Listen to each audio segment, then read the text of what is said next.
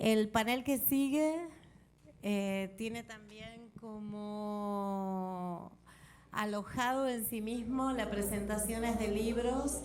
que son productos también de la discusión nuestra dentro de los espacios de trabajo diversos en los que pertenecemos. Y el panel se llama Conmemoración de Frantz Fanon y Edouard Glissant,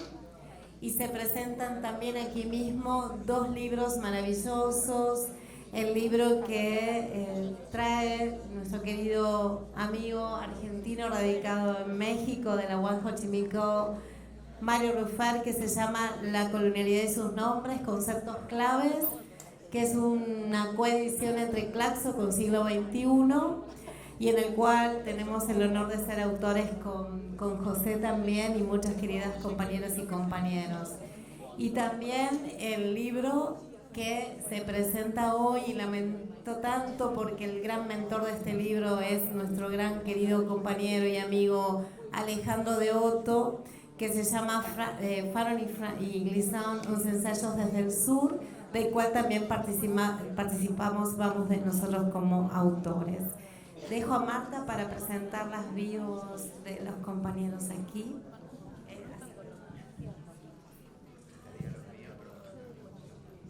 Bueno, ahí mientras nos preparamos y Marta ahora presenta a los queridos autores que nos acompañan, les queremos decir del porqué también del panel. En 2021 se cumplieron 60 años de la muerte de Frantz Fanon,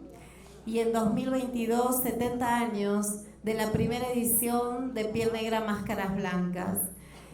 Como sabemos, fue un hecho revolucionario que este psiquiatra, filósofo y escritor caribeño de origen martiniqués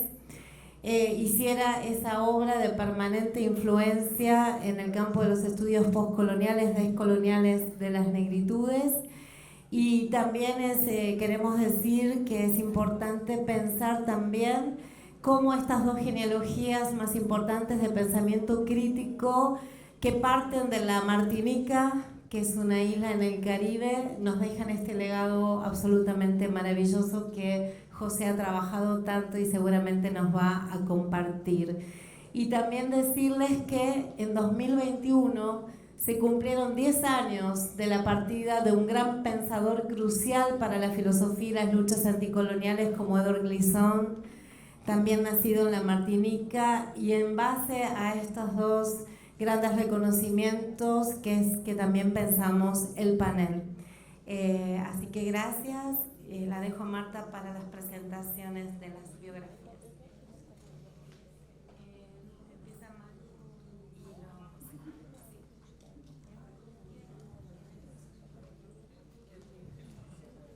vamos a empezar entonces.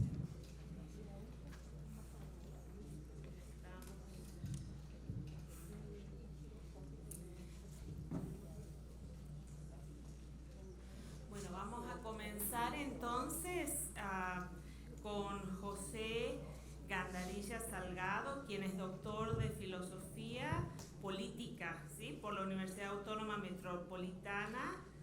y es investigador titular del Centro de Investigaciones Interdisciplinarias de Ciencias y Humanidades de la UNAM México. Ha sido profesor en las facultades de Economía, Ciencias Políticas y Sociales y Filosofía y Letras de la Universidad Nacional Autónoma de México. Bueno, su obra es extensa, ¿sí?, extensa como su forma de pensar, ¿sí?, pero entre todas sus publicaciones vamos entonces a mencionar Asedios a la totalidad, poder y política en la modernidad desde un encare decolonial, que obtuvo la mención honorífica en la edición 2012 del Premio Libertador al Pensamiento Crítico y el Frantz Fanon Award for Outstanding Book in Caribbean Thought en 2015, otorgado por la Asociación Filosófica del Caribe. Muy bien, y entonces le doy la palabra a nuestro estimado colega.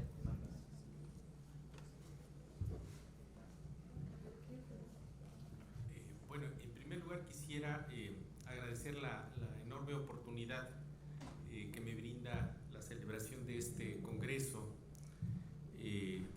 compartir con ustedes, con queridas y queridos colegas,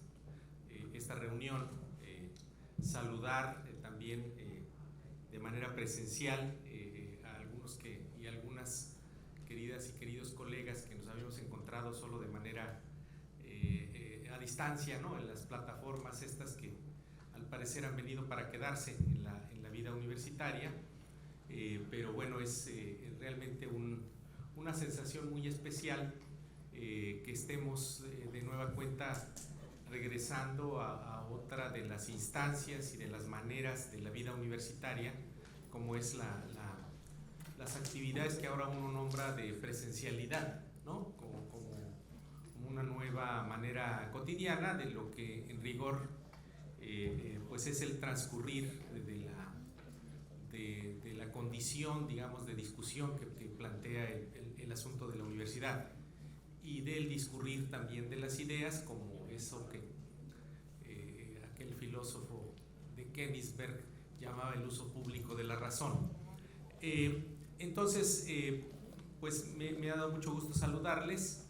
y también me da mucho gusto que conversemos en este panel. No hace muchos meses tuvimos ocasión, aunque compartimos la ciudad y compartimos dos universidades muy cercanas, con Mario, creo que es la segunda ocasión en que en estos meses recientes nos toca compartir una mesa de discusión o un panel, como se les llama, y espero entonces que no repitamos, digamos, algunas de las cosas que ya dijimos entre nosotros, pero que podamos de alguna manera concitar algún interés de su parte en estas ideas, que de algún modo se han concretizado en estos trabajos. Curiosamente, participamos algunos en el índice de los dos libros, y eso en parte tiene que ver con el cruce de proyectos, ¿no? La elaboración, digamos, dialogal, y en ese sentido también dialéctica, aunque no una dialéctica de cancelación o de superación entre ideas, sino esa condición dialogal de los intercambios. Yo había pensado para el día de hoy no referirme enteramente a lo que ustedes pueden conocer del libro, porque lo pueden ya bajar por el internet, sino de la experiencia misma de trabajo y de discusión de lo que fue como producto este material, en el que intento hacer un diálogo de tres referentes, digamos, con los que yo he más o menos trabajado, a partir de estos autores que en algún momento también Karina Vidaseca me sugirió, y creo que lo planteamos, pero yo no lo alcancé a llevar en aquel momento a la pluma, a la computadora, la posibilidad de hacer un cruce entre la noción de filosofía de la liberación en Dussel, un proyecto que también para el 2021 estaremos hablando de un proceso filosófico de esa generación, que sintetiza un discurrir de 5 décadas, medio siglo, y la noción dentro de las poéticas de la relación de Edouard Glissant, la noción de filosofía de la relación. Aunque elaboré notas y tengo alguna parte, digamos, desarrollada de esta posible interrelación o de este diálogo, con Alejandro de Otto, con quien tenemos coincidencias y tenemos un trabajo de hace años en el sentido de las posibilidades que tuvimos de desarrollar un proyecto en México, del que él participó, invitamos, y del que mantenemos una relación propiamente casi de hermanos intelectuales. Es mi hermano intelectual en San Juan. Entonces él me invitó un poco a discurrir también a través de la intervención, obviamente, de un autor que concentra nuestro interés, que es Frantz Fanon. En ese sentido, el diálogo yo lo traté de propiciar a través de otros otra enunciación que me parecía muy pertinente en el sentido del el influjo que en cierto modo la propia biografía intelectual de Dussel lo señala como una instancia que atravesó su pensamiento, que es la presencia del historicismo filosófico mexicano de los años 50. Es muy curioso, y la vida a veces nos da curiosidades muy, digamos, que tendría uno que pensarlas, ¿no? Estábamos entrando a esta sala y hay toda una exposición de la gauchesca, criollesca y de la presencia, digamos, de esa cinematografía, de esas artes, de esa estética gauchesca de los años 50, en donde se cruzan el radicalismo anarquista, pero también con el peronismo en el sentido de lo nacional popular. Y en el caso de Dussel, hace unos días tuvimos oportunidad de comer con él, un día antes de viajar hacia acá, y mi compañera Aide García Bravo, que sabe hacer muy buenas preguntas, le hizo una muy buena pregunta que digamos, en alguna entrevista no he visto que otra gente se la haga, pero ella le preguntaba en el sentido no solo del lugar de enunciación, para lo cual establezco esta relación con el llamado historicismo filosófico mexicano de los años 50, sino también desde el paisaje del cual hablaba, del cual él habla. Dussel, sin dudarlo, él proviniendo además de un sitio en el que nació a unos 15 kilómetros del centro, digamos, de Mendoza, en el poblado, digamos, por llamarle de alguna manera, que se llama La Paz, que es una zona semidesértica, digámoslo así, aunque Mendoza tenga un parque enorme y muy bonito, es una intervención artificial, ¿no?, del ser humano sobre un medio más bien de carácter semidesértico.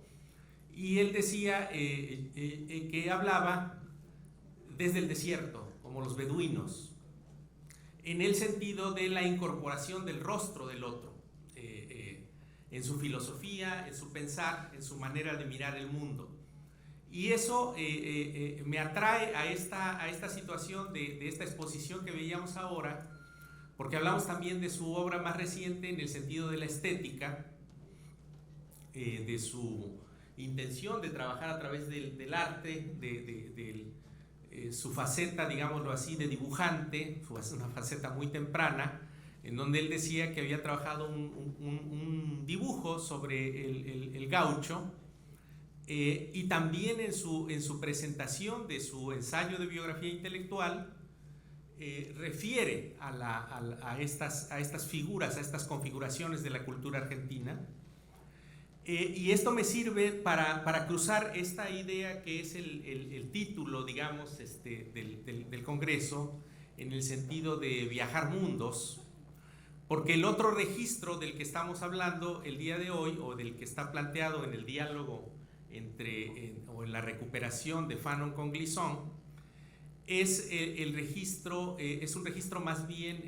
marítimo, digámoslo así, es el del trópico, es el del Caribe. Y esto es bien interesante por el modo en cómo un determinado paisaje propicia un cierto lenguaje, una cierta intervención, una construcción filosófica. Cuando uno estudia ciencias sociales, trata de rehuir lo más posible el denominado determinismo geográfico, ¿no? Siempre recuerdo las clases de geografía en donde una de las cosas en que a uno, incluso hacia sus alumnos, insiste mucho en de plano hacer a un lado cualquier determinismo geográfico. Y esto me llama mucho la atención ahora porque, bueno, pensando por ejemplo desde una sociedad y de un país o una nación como es México, es casi inesquivable la situación de pensar el asunto de la geografía, de una frontera territorial de cerca de 3.000 kilómetros, de una historia en donde la historia de la nación mexicana es casi un tapón histórico a la penetración cultural del imperio sobre toda América Latina. Es decir, me atrevo a pensar en el cuestionamiento de esta idea de cómo matizar o flexibilizar o plantear la plasticidad de esta idea de lo geográfico y de la necesidad de cuestionar y de plantearnos la noción del lugar de enunciación y también la trayectoria o todo cómo se imbrica esta idea o esta separación que fue muy moderna de las dicotomías del pensamiento moderno entre el ser humano en su propia naturaleza, como separado de la naturaleza, como separada en ese sentido la reflexión, la razón, la racionalidad del paisaje en cuanto tal. Porque en términos de lo que aquí se están planteando, influye enormemente, influye esta idea de lo continental, de la noción de altiplano, con relación a una proposición en donde es fuerte la noción de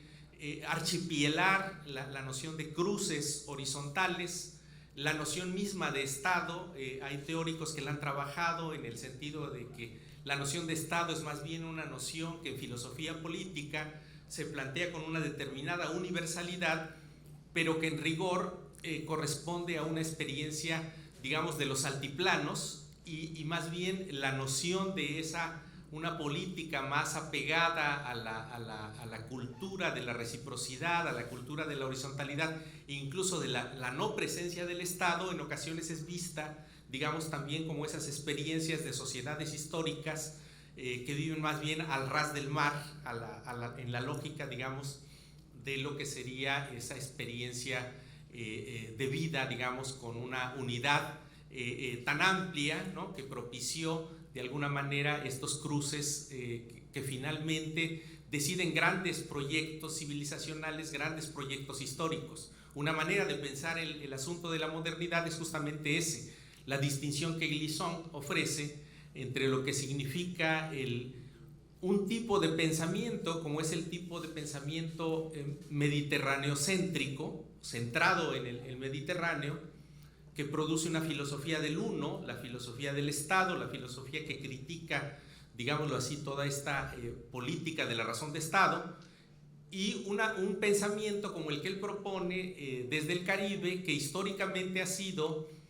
una barrera de confrontación imperial. El Caribe siempre ha sido, digamos, es la expresión misma de determinados momentos del despliegue de la modernidad, en donde esa unidad geográfica archipelar ha expresado, digamos, al menos en diversas ocasiones el alumbramiento, ¿no?, de la posibilidad de otros mundos o de otras maneras de pensar el mundo, de hacer el mundo, ¿no? Desde la incrustación, digamos, de las personas que son trasplantadas, digamos, desde las zonas africanas en la trata negrera de los esclavos hacia la zona, digamos, de impacto de lo que producirá ese tipo de humanismo que llamará Fanon la posibilidad de un humanismo negro, o que Gilroy posteriormente llamará como el humanismo del Atlántico Negro, hasta la revolución haitiana, la revolución de 1791 a 1804, o ya en el siglo XX la revolución cubana del 59. Es decir, hay un determinado alumbramiento de posibilidades que están, digamos, calibradas de manera diferente, justamente por ese tipo de pensamiento y ese tipo de práctica que propicia, por un lado, lo que significó la superación, digamos, sureuropea de la noción del lago del Islam para el siglo XIII, como consideraba los imperios musulmanes al Mediterráneo. Nunca lo consideraron un mar, sino era el lago del Islam, era el interior, era la zona interior de un imperio que se extendía horizontalmente hacia el norte hasta la tundra y hacia el sur hasta la parte, digamos, del desierto, digamos, del África del Norte y las zonas de los países árabes. Y luego después el rebasamiento como unidad geopolítica en ese viajar de mundos hacia la apertura del Atlántico. Curiosamente, no sé cómo vaya de tiempo, pero yo creo que ya me estoy acercando a concluir. Curiosamente, en Fanon encontraríamos un movimiento inverso. Si nosotros vemos el trayecto de vida, la forma, digamos, de involucramiento de una personalidad como la de Fanon, una especie de atleta, una especie de pensador, digamos, que se movía, digamos, en una instancia de pensamiento, digamos, y de acción, yo creo que superior a la media, digamos, humana, en el sentido del involucramiento, de ansiedades, de decisiones. Y vemos un poco ese movimiento inverso, ¿no? El partir de la Martinica, del partir de la zona antillana, del Caribe, y su involucramiento en el caso de Argelia como zona del desierto, como zona de esto que la modernidad trata de señalar como su experiencia, digamos, de desbordamiento dialéctico de sus totalidades, en el sentido del entendimiento del otro y de lo otro como zonas vacías, como tierra vacía, como tierra de colonización. Esa noción también tiene la noción de desierto. Y en Fanon, su trayectoria vital de tan solo 35 años, que son los que vive él entre 1925 hasta el 61,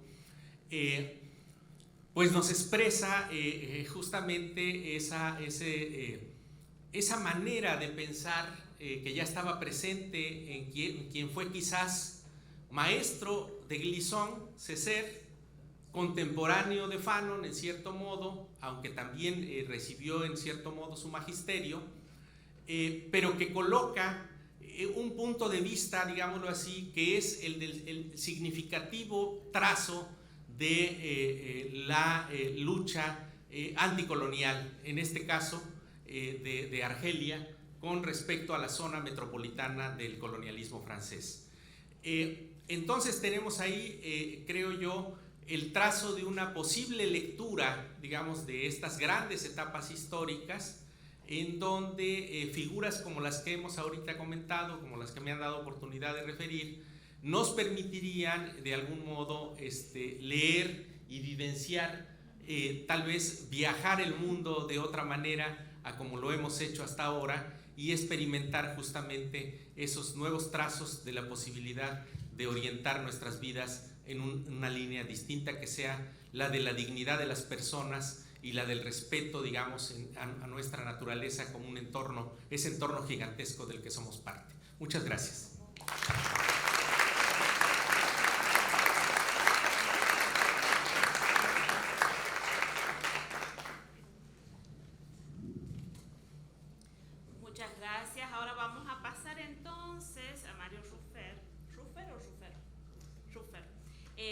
Que es originalmente de Córdoba, historiador por la Universidad Nacional de Córdoba, Argentina, maestro y doctor en estudios de Asia y África, especialidad Historia y Antropología por el Colegio de México. Actualmente es profesor e investigador titular de la Universidad Autónoma Metropolitana de México. Sus líneas de investigación se orientan a los estudios culturales y la crítica postcolonial, los estudios de subalternidad y los usos sociales del pasado y de la temporalidad, nación e historia pública, memoria comunitaria, museos, archivo y patrimonio. Es miembro del Sistema Nacional de Investigadores de CONACYT nivel 3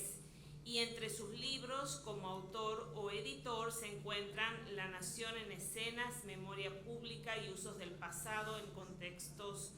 Postcoloniales, Entangled Heritages, Post-Colonial Uses of the Past in Latin America,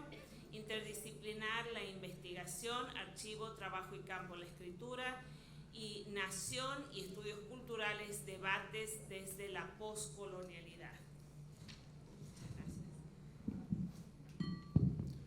Bueno, hola, buenos días. ¿Me escuchan bien? Bueno, para mí es un placer, un gusto estar aquí con amigues muy queridos y ver caras también muy queridas y extrañadas a veces. Sí, bueno, soy de Córdoba, muchos lo saben, y vivo en México desde hace 20 años. Y Y bueno, para mí, como lo decía Karina ayer, este encuentro, este congreso, este lugar se ha convertido como en una fiesta, digamos, de encuentro, y celebro mucho que estemos acá otra vez, también que estemos otra vez en la Biblioteca Nacional, y le agradezco un montón a Karina porque sé todo lo que hace para que esto sea posible. Bueno, voy a hablar un poco, siguiendo también el tono colegiado y del pensamiento colectivo que desde distintos flancos creo que venimos teniendo desde hace muchos años, como dijo Pepe recién, de este libro que nada más colectivo que este libro, que es La colonialidad y sus nombres, conceptos clave, que en realidad tuve el gusto, el placer, el honor de coordinar para Claxo y Siglo XXI Editores, sobre todo para la colección Miradas Latinoamericanas, que tenía algunos preceptos, digamos, que tenía que ver con recolectar voces de distintos espacios latinoamericanos, algunas consignas que tenían que ver, por ejemplo, con que 10 países estuvieran representados. Y de alguna manera lo que nos propusimos hacer, y en algún momento pensamos que era hora de hacerlo, era tratar de ver cómo estaba sedimentando de algún modo el campo de los estudios postcoloniales, descoloniales en este momento, qué era lo que teníamos de algún modo en América Latina, qué era lo que veníamos haciendo. Y bueno, de ahí sale un poco como una necesidad de cartografiar de alguna manera, y como todo impulso cartográfico es fruto y víctima también de la pulsión escópica, de cualquier impulso de mapear, ¿no? Que de algún modo fragmenta, hace foco y también, por supuesto, deja fuera un off the map y oculta inevitablemente. Entonces, en absoluto la colonialidad de sus nombres tiene una pretensión de totalidad, ni mucho menos, sobre los conceptos, esto que hemos llamado conceptos clave, en absoluto, sino más bien tratar de trabajar sobre algunas zonas del pensamiento, sobre la crítica a la colonialidad en distintos autores, ¿no? Son 19 entradas. Me voy a permitir leer solamente un párrafo que concentra, creo yo, algunas de las preguntas centrales. Decíamos, la intención de este libro es poner en perspectiva una serie de conceptos que permiten atravesar críticamente esta base común. Analizar la contemporaneidad necesita pensar lo colonial como un componente inescindible de nuestro largo tiempo, una duración. Dicho esto, podemos encontrar torsiones e inflexiones en debates múltiples. ¿Se trataría en nuestro presente de una situación colonial en tiempos nacionales? ¿Estamos pensando en una característica actualizada de las formaciones coloniales bajo los ropajes de la República? ¿Qué nociones de Estado de las que están a mano permiten pensar esta mancuerna entre modernidad y situación colonial? ¿Estaríamos hablando de una presencia anacrónica en nuestras sociedades? ¿De una persistencia vernácula de las formas imperiales de dominio?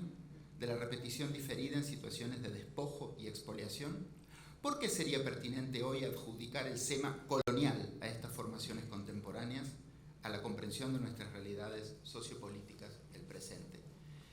Y a partir de ahí, bueno, hay distintos conceptos, modulaciones conceptuales, se estructura en un índice, lo podrán ver. El libro todavía no está de descarga, ¿verdad? No está de descarga. En 6 meses, creo, va a estar de descarga gratuita en la biblioteca de Claxo. Por lo pronto sí se consigue en papel, en las librerías, está en Buenos Aires, está en México, y bueno, por la coedición, el contrato de coedición de Claxo con Siglo XXI Editores.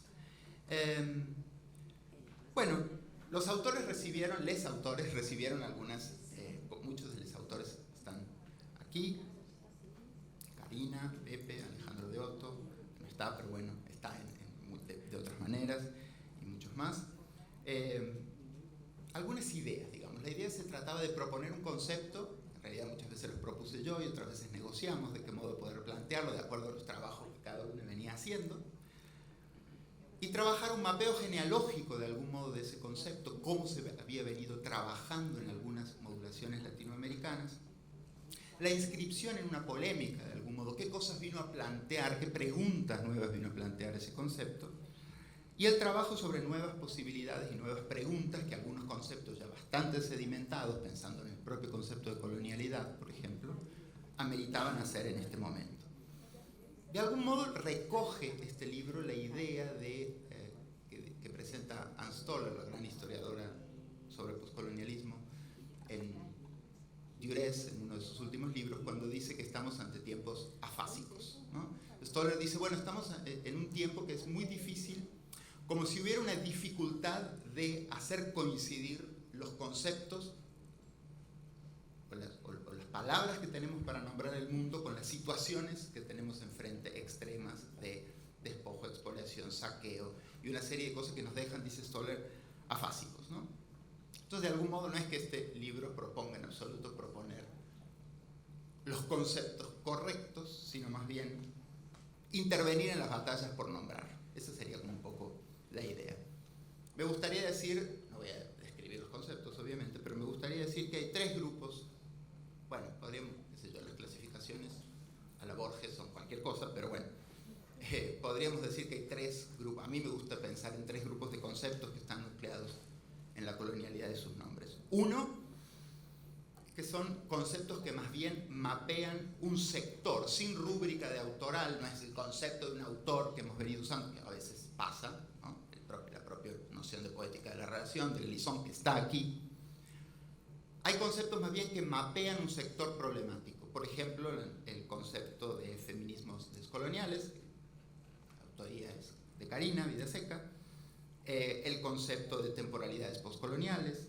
el concepto de mestizajes, por ejemplo, que trata de trabajar de qué manera pensar desde una en clave post-descolonial la noción de mestizaje tan profundamente informada por políticas estatales y gubernamentales, digamos.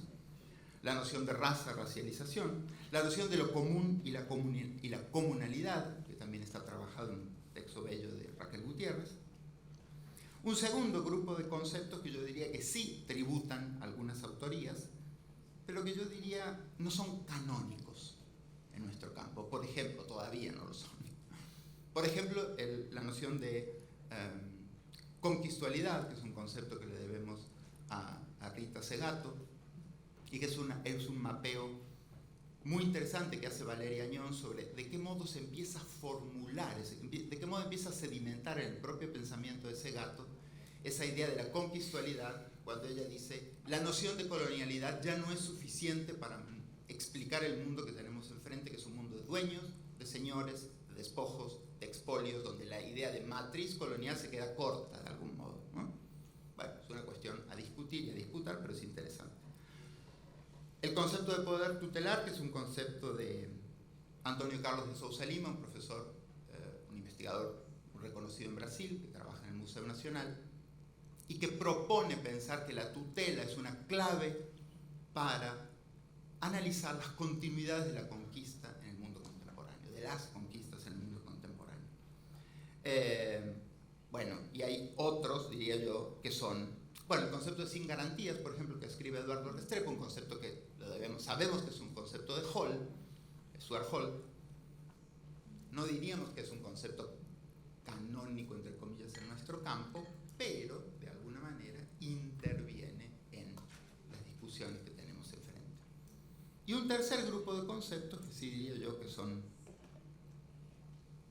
un poco más clásicos, no sé si clásicos, pero bueno, los conocemos bien. Colonialidad, ecología de saberes, summa causa, transmodernidad, poética de la relación, ya lo dije. Y aquí, de algún modo, la idea que le planteamos con los autores era trabajar las nuevas claves de lectura de esos conceptos que tienen una trayectoria de trabajo en nuestro campo y de qué modo volver a ponerlos en marcha, de algún modo, con preguntas o interrogantes contemporáneos, e incluso de qué modo problematizar las derivas de algunos conceptos. Por ejemplo, el de buen vivir, que ha sido apropiado en algunos casos por formas o técnicas de gubernamentalidad. ¿Qué pasa cuando un concepto deriva de ese modo y de qué forma pierde, gana, pierde potencia, gana otras, en fin? No me quiero extender mucho más que agradecer mucho a los y las autores, y por supuesto a Claxo y a Siglo XXI, la acogida del libro, el trabajo maravilloso de edición y de cuidado de la edición, además en tiempo récord. Sí quisiera plantear que un poco,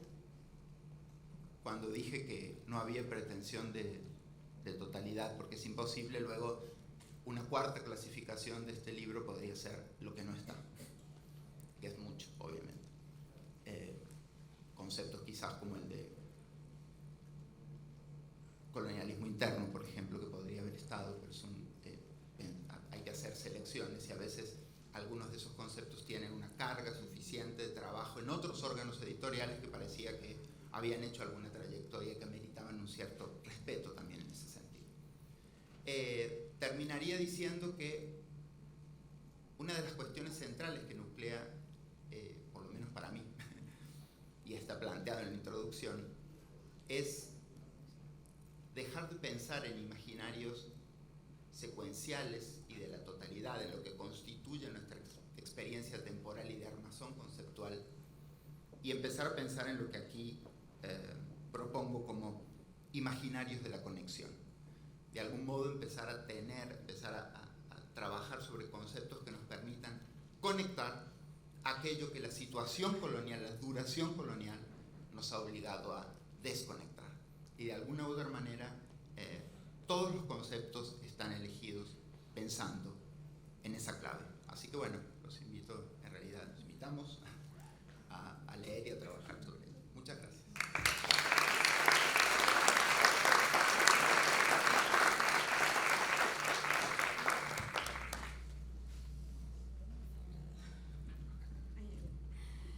Bueno, muchísimas gracias. La verdad que es un lujo tener a estos colegas, compañeros y queridos amigos en esta mesa con Marta. En nombre de Alejandro, quien me invitó a coordinar este libro que se llama Fanon y Glisson, 11 ensayos desde el sur, que apareció antes de la tapa y que también sacó Claxo del área de publicaciones de descarga libre y gratuita junto con la editorial Quetzaca, que invitamos también a leer. Hay algunas partes que me gustaría mucho leer también y que tienen que ver primero con agradecer a todos los autores y las autoras que integran este libro, algunos de los cuales están también colaborando en el libro maravilloso que coordinó Mario Ruffer y al cual también estamos profundamente agradecidas. Entre muchos de los autores, algunos ya están aquí, otros están llegando, como el caso de Laura Catelli. Creo que es importante también pensar en cómo la misma red de Claxo nos está reuniendo, ¿no?, en el grupo de trabajo, en los grupos de trabajo que articulamos desde la gran red, del cual aquí el querido José Gandarilla es parte de su comité directivo, y también agradecerle profundamente al comité. Este libro tiene la particularidad de también haber sido hecho, creo que en tiempo récord, así que agradecemos a las dos editoriales que tuvieron también el cuidado por este libro. Estoy buscando el índice para no olvidarme de ninguna y ningún autor y autora o autores, entre los cuales quiero mencionar Notas para una crítica fanoniana del presente de Cristina Postleman, La invención permanente de Carlos Aguirre Aguirre, la obra y vida de Frantz Fanon de Juan Pablo Cedriani, Frantz Fanon entre signos, lenguas y contratos de Alejandro de Otto, Demarcaciones fanonianas en la escritura político-pedagógica de Paulo Freire de Inés Fernández Monján, Todavía sobre Frantz Fanon, a 60 años de los condenados y 70 de piel negra, Davidson Méndez Faustino, Deseo y subjetivación desde las perspectivas de Fanon y Glisson de Sanders Ferco, La comunión submarina de Manuel Rebón, Espejismos en el mar, huellas fanonianas y glisantianas en las letras y las artes visuales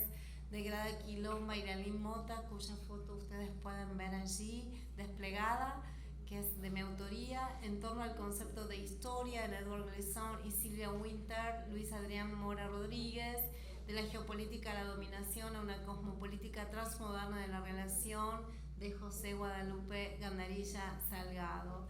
Este libro realmente es un libro que creo que va a ser tan importante para dar clases también, porque Creo que el legado de Frantz Fanon es importante en tanto y en cuanto pensemos en Argentina, y también me refiero a Horacio González aquí en su memoria. Cuando nosotros cursamos, yo soy la primera camada del ciclo básico común de la Universidad de Buenos Aires, de la Facultad de Ciencias Sociales, tuve el privilegio de tener a las queridas y queridas profesores que venían de sus exilios en México, en España, en Gran Bretaña, y entre ellos fue el caso de Horacio. Horacio se exilió en San Pablo, así que nos une una hermandad maravillosa con nuestros países hermanos, México, se me pone la piel de gallina y al decirlo, y Brasil, que cobijaron a grandes intelectuales de nuestros países. Y en esa historia de resistencias no me quiero olvidar de nombrar a la gran madre de Plaza de Mayo, que partió hace muy poquitos días atrás, Eve de Bonafine. En su honor también este congreso le brinda memoria, y en las luchas intergeneracionales de pañuelos blancos a pañuelos verdes, ahí estamos, y viva las madres y las abuelas de Plaza de Mayo, que son nuestras madres, son nuestras abuelas y nuestras hijas e hijas que están haciendo el camino por la ley voluntaria de interrupción voluntaria y la legalización del aborto en Argentina. Un aplauso para las luchas feministas de nuestros países, sabiendo también que países como Estados Unidos han vuelto atrás hacia una lucha que es el derecho nuestro a decidir por nuestro cuerpo y nuestros cuerpos. Así que en memoria de nuestras abuelas y madres, que las amamos y son nuestro reservorio moral de la Argentina, del nunca más Argentina, nunca más. Quisiera mencionar brevemente, porque queremos tener estos 15 minutos solamente de discusión y también de preguntas y comentarios. Aline Mota, y agradecerle a Aline que no pudo estar, una artista que compartió con nosotras las jornadas performáticas del año 2016, cuando Aline todavía no era reconocida, y hoy es una artista de trayectoria internacional, nacida en Minas Gerais de Brasil. Aline ha hecho con esa maravillosa poética del mar una obra increíble de arte visual, que les convocamos también a leer y a revisar, una obra en sus viajes de búsqueda de sus raíces en el África. Ella ha trabajado con nada más ni nada menos que la tecnología del espejo. Y quería leer solamente un parrafito para no demorar. Primero, invocar a la unidad submarina del libro maravilloso de Edward Kamal White, que se llama Caribbean Man in Space and Time, y en la obra de Aline Mota, Ponte sobre abismos. Si el mar tuviese barandas y otros fundamentos, conforman esta obra de esta artista también, que está viviendo en el estado de Río de Janeiro, y que dice lo siguiente: gran parte de mi trabajo trata sobre mi propia familia, especialmente mi abuela. Las abuelas concentran las fuerzas sanadoras de la cura de nuestras comunidades. Así que mi trabajo siempre será un homenaje a su existencia, y además tiene una construcción y un uso material del archivo. Entonces yo me pregunto si es posible imaginar nuevos lazos de relación, y también analizo si existe la posibilidad del lenguaje diaspórico común, si existe ese diálogo que hacer entre el Caribe, Colombia, Estados Unidos, Venezuela, Argentina. Quién sabe si deciden excavar su historia colonial e incluirnos a los negros también. Así que linaje es lenguaje. Es interesante pensar que nuestras dinámicas familiares forman nuestro trabajo artístico. Y agradecerle a Aline y dejar el espacio a Marta para preguntas y aportes. Gracias.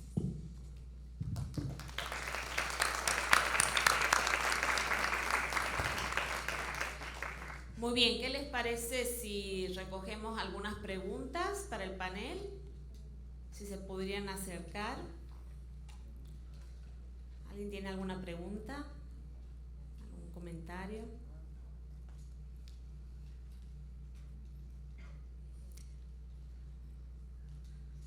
Bueno, yo tengo una para Mario. sobre el tema de las estrategias, ¿no? Porque de alguna manera vos enfocás en el tema de los conceptos, ¿no? En el volumen, pero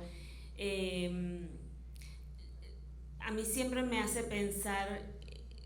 el tema de la poscolonialidad en distintas estrategias, ¿no? Por ejemplo, la estrategia del espejo, la estrategia de la máscara, ¿no? ¿Cómo se coordinan o cómo te parece a vos que se ve eso en los distintos conceptos, ¿no? Que están desarrollados en el volumen?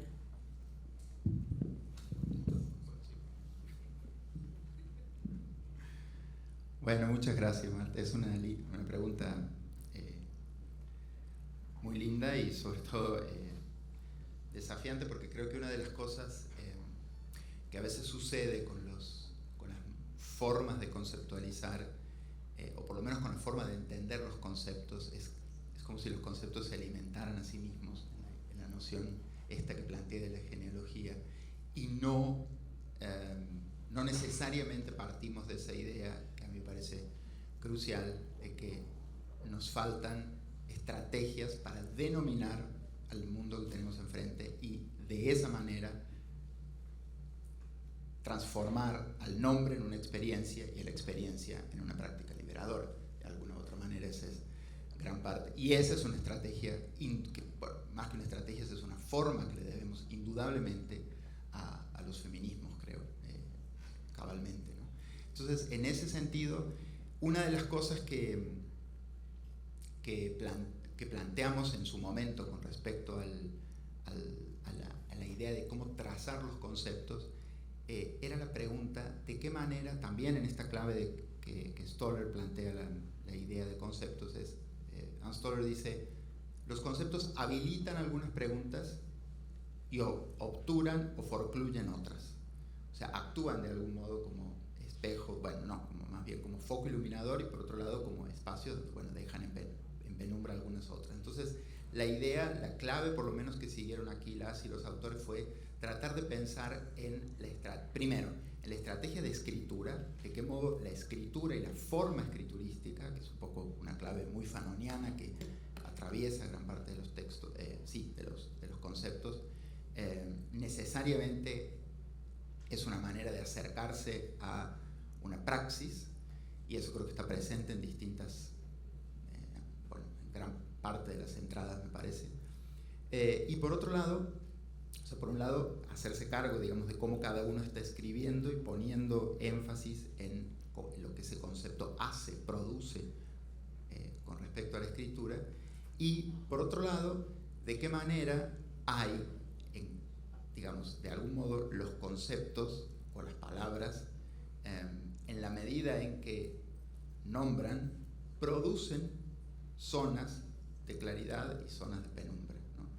Y las zonas de penumbra no pensadas como, eso está presente en algunos de los conceptos, por ejemplo, en la noción de sin garantías, que parte de un verso de Juarros, que dice, somos un texto que nunca será pasado en limpio, y a partir de ahí empieza un poco a hacernos cargo de esta idea de qué es una escritura sin garantías en nuestro mundo contemporáneo, una escritura no teleológica, que no pelee por los resultados de la estructura, que no pelee por los horizontes,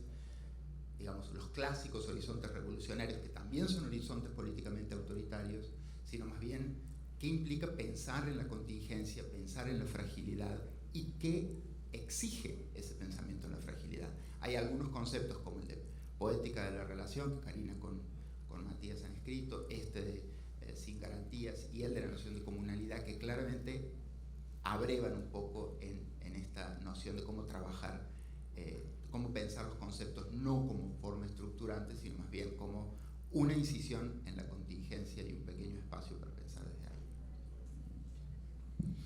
ahí. A José le tengo que decir una cosa más, que me encantó esta reflexión sobre la territorialidad, ¿no? Me parece totalmente relevante, ¿no? Y me gustaría que si pudieras ampliar un poquito más sobre el tema de la frontera, ¿no? Que es algo que mencionas, ¿no? Y que me parece que es una categoría que no es solamente México, Estados Unidos, ¿no? Definitivamente está afectando a todo el mundo, ¿no? Entonces, si lo pudieras ¿qué reflexión te concita, ¿no?, esta frontera como una propuesta, un desafío, ¿no?, para nuestro pensar? Sí, muchas gracias por la pregunta, a Marta Sierra. En efecto, el tema de territorialidad, recuerdo en una ocasión en el posgrado de Estudios Latinoamericanos que tuvimos oportunidad de invitar a Carlos Porto González. Él llevaba una foto de movimientos en el Brasil, del que él extraía, digamos, el título de un acápite de alguno de sus libros, ¿no?, donde se decía, no luchamos por la tierra, luchamos por la territorialidad. Es decir, la lucha era por el sentido, la permanente lucha por el sentido, ante un mundo que se rige por la lógica de la dominación, la apropiación, la exclusión, es decir, la relación con el lugar como cosa apropiable, a la posibilidad de construir una lógica de vivencia, que puede ser una lógica de vivencia comunitaria, recíproca, horizontal, de temporalidad también, es decir, de situamiento ante ese entorno, ese paisaje en el que viven los ancestros, viven las espiritualidades pasadas, vive la memoria que rige el actuar en el presente. Entonces la noción de territorialidad es muy importante en ese aspecto, trabajarla o retrabajarla o resemantizarla con esa perspectiva que es justamente la movilización y la lucha de los pueblos la que lo está planteando. Y la noción de frontera, pues la noción de frontera es quizás una noción que en los últimos años, digamos, en el marco de los planteamientos del pensar y el actuar chicano desde de Ansaldúa, pero podríamos decir ahora actualmente en el marco de uno quizás de los problemas más importantes de nuestra humanidad, que es el flujo obligado y masivo, porque involucra a miles de personas que están viviendo las condiciones ya sea de la globalización económica, de los grandes complejos corporativos o del nacionalismo protofascista en ciertas sociedades, pues se ven obligados a este transcurso en la inmigración, o sea, la figura del inmigrante como la nueva personificación, digamos, de la precarización, de la humillación, de la deshumanización, de la noción de vida como experiencia, como diría Fanon, de la condición del no ser, o sea, tocar la zona del no ser. Plantea el asunto también de uno de los atributos de la filosofía política moderna que se está resquebrajando,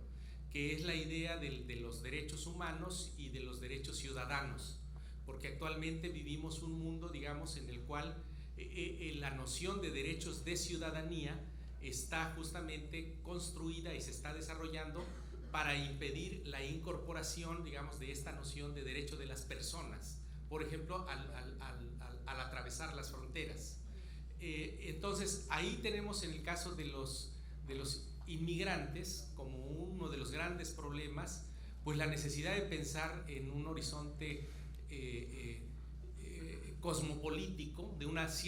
noción, digamos, de nueva relación, que obviamente marca la crisis de la modernidad tal cual la conocemos, pero no nos da tampoco la posibilidad de configurar perspectivas o salidas experienciales hacia donde pueda uno encaminar, digámoslo así, lo que uno puede detectar como un problema. Pero también la noción de frontera nos enfrenta a la otra dimensión, que es la dimensión de la crisis ecológica. Es decir, el rebasamiento de la condición de la frontera de la vida silvestre, la invasión propiamente, que es lo que significa este caso de la pandemia o la pospandemia, en el sentido de las enfermedades zoonóticas que propiamente se despliegan justamente por la lógica del capitalismo, de la relación social del capital, que está invadiendo, o sea, ya está, digamos, destrozando cualquier noción o cualquier connotación del mundo de vida, de la vida silvestre, que se rige, digamos, por sus lógicas milenarias o de unas lógicas de interrelación, digamos, donde las personas humanas propiamente somos, bajo la lógica del ordenamiento social que nos rige, que es el del capitalismo y la modernidad como la conocemos, pues de esa destrucción y de esa invasión. Entonces estamos viviendo un momento específico en donde la noción de frontera en esas dos dimensiones para mí expresa justamente la posibilidad de este enorme desafío de cómo repensar nuestro mundo. Y en ese sentido también la cuestión de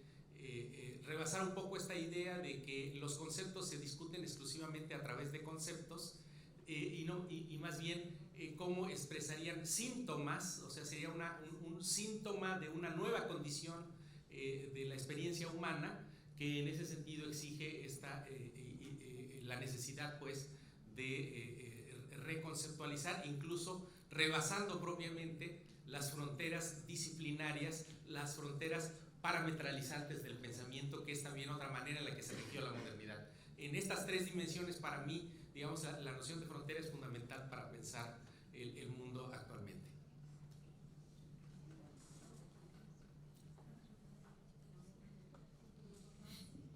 Alguien, excelente. ¿Alguien más? ¿Alguien le gustaría intervenir? Muy bien.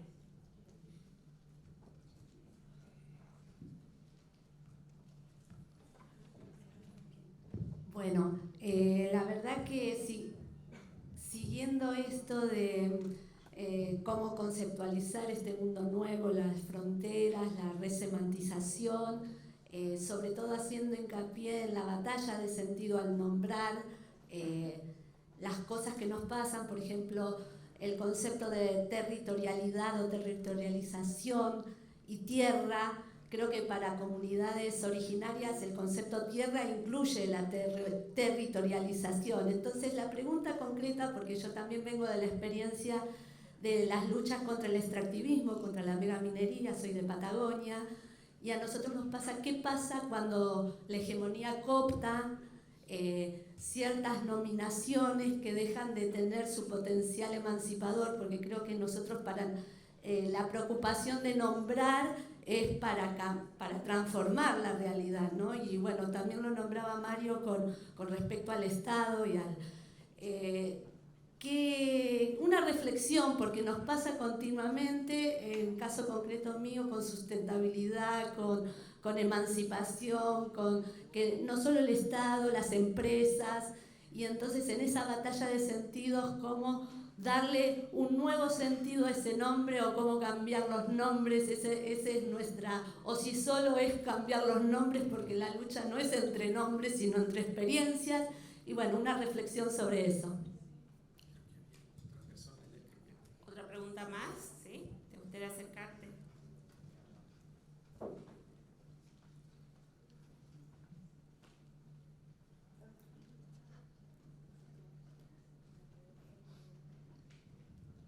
Días, bueno, saludar al público y a la mesa. Muy interesante los dos libros, creo, ¿verdad? Tal vez una pregunta para Mario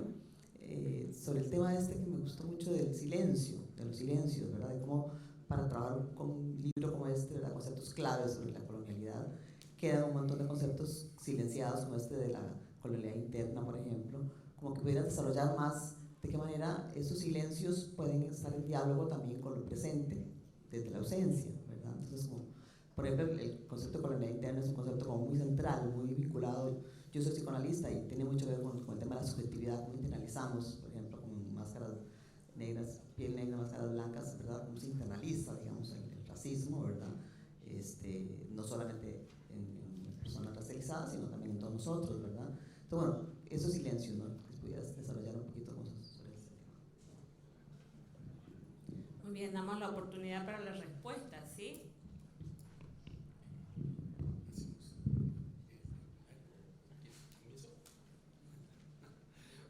Bueno,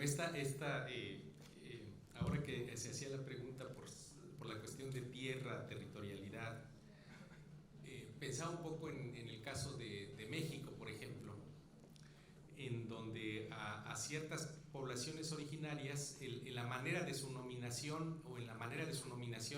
se juega mucho, no solo del asunto identitario, sino del significado y el sentido mismo de cómo opera la inscripción que eso señala. Por ejemplo, Tlapanecas, que plantea una noción de la zona, digamos, del sureste del país, en particular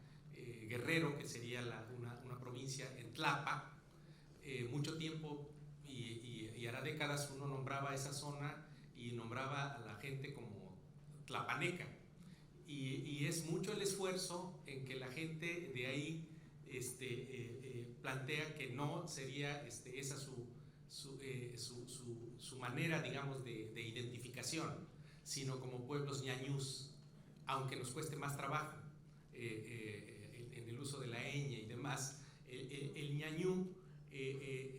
ya sustituye, en el marco de lo que para ellos significa esa digamos, noción de ancestría, la posibilidad de mirar de otra manera la relación con su historia, con la historia de la construcción de la nación, con la propia historia relacionada con el problema del Estado. En particular, respecto a lo que planteas, en efecto, yo creo que ahí hay un elemento de discusión que pone propiamente en jaque o exige, digamos, de otra manera también pensar las cuestiones de la política, de la hegemonía del propio Estado. Pensándolo desde México, por ejemplo, también vemos cómo opera lo que Mao denominaría las contradicciones al seno del pueblo, en el sentido de cómo la cuestión de los recursos de poblaciones que viven en el marco de esa diversidad amenazada por la lógica del capitalismo, evidentemente plantea exclusivamente una relación vertical, digámoslo así, del Estado, o incluso de cualquier propuesta del Estado que trate de rebasar la condicionalidad neoliberal.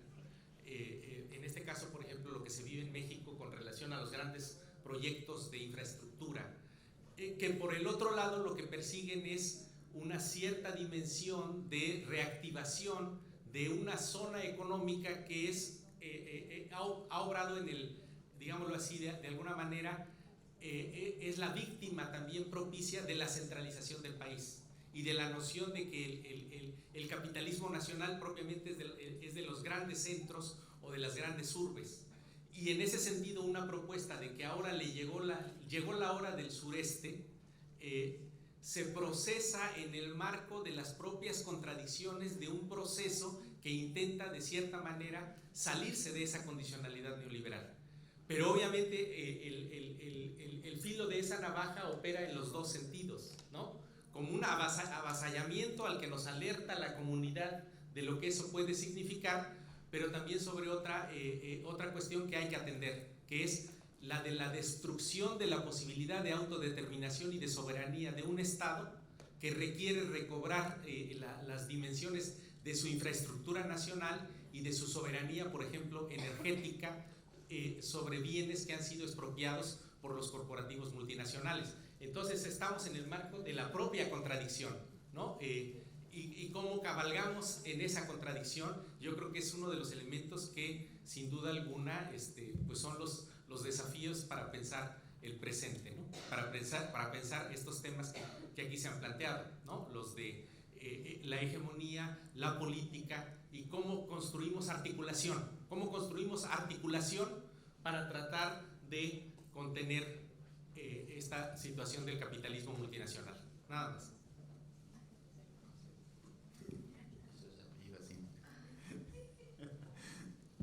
Bueno, muchas gracias por las dos intervenciones. Cuando hablaba la primera compañera, me acordaba de, no sé cuál, si era Zizek o cuál de estos señores blancos importantes, dijo una cosa que igual me parece potente, que es, recordemos que el significante no está abierto, está disponible. Y me parece que ese es un tema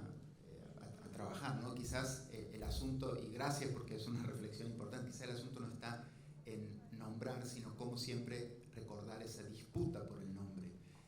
De algún modo, Hall dice en uno de los textos en los que reflexiona sobre Althusser, que la cuestión interesante de cuando un concepto es utilizado rápidamente o es buscado rápidamente por ciertas formaciones estructurales de poder, llamémosle acciones de estatalidad, para ponerlo lo más claro posible,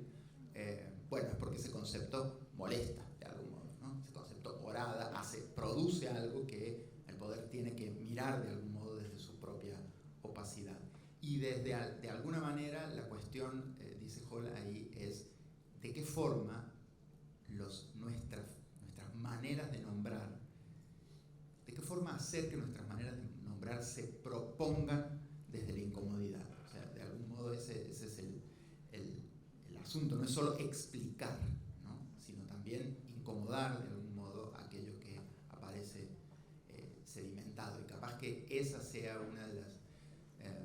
las cuestiones centrales que tenemos que disputar, por ejemplo, cuando se propone la noción de territorialidad encarnada, que es una noción que no permite pienso en algunos pueblos específicos indígenas de México, que es una noción que no permite la captura por parte de las lógicas de la propiedad, ni la propiedad privada ni la propiedad comunal, que han sido claramente definidas desde espacios estratégicos del Estado. Entonces, quizás, bueno, ahí hay algo que hay que pensar todo el tiempo fluidamente, de algún modo. Y sobre la pregunta acerca del silencio, bueno, la agradezco mucho porque lo único que yo me atrevo a decir por ahí en la introducción es que hay dos formas, hay muchas formas, por supuesto, pero podríamos decir que hay dos formas del silencio. Una es la ausencia, dos formas quizás, dos figuras retóricas, más bien. Una es la ausencia y otra es el silenciamiento. En una hay un esfuerzo más bien por hacer fracasar el lenguaje, que es distinto a aquellas maneras en que el lenguaje se abisma. Y de algún modo creo que los distintos conceptos trabajan algunas de esas preguntas que quedan pendientes y reflexionan de algún modo sobre aquello que estamos todo el tiempo, un poco usaba Pepe la noción de frontera recién, también hay una frontera que tiene que ver con la visión. Hay algo que el pensamiento, pienso particularmente en lo que trabaja Karina también en feminismos descoloniales, hay algo que nos enseñan nuestro modo de pensar de algún modo que tiene que ver con cuando digo nuestro, me refiero a este congreso, a la idea de poscolonialismo, descolonialidad y crítica a la colonialidad, que tiene que ver con posicionarnos en un lugar que no es, dirías Castro Gómez, la ibris del punto cero, sino un lugar que siempre está mirando un fragmento desde la contingencia y desde ahí intentando pensar, digamos, políticamente en términos de plantear un desacuerdo siempre desde el lugar de la fragilidad de algún modo, ¿no? Que también es un espacio muy privilegiado, como decía Fanon, para pensar. Creo que eso tiene que ver también con tomar en cuenta, saberse los silencios y las forclusiones como uno de los principios del trabajo de conceptualizar políticamente. Bueno.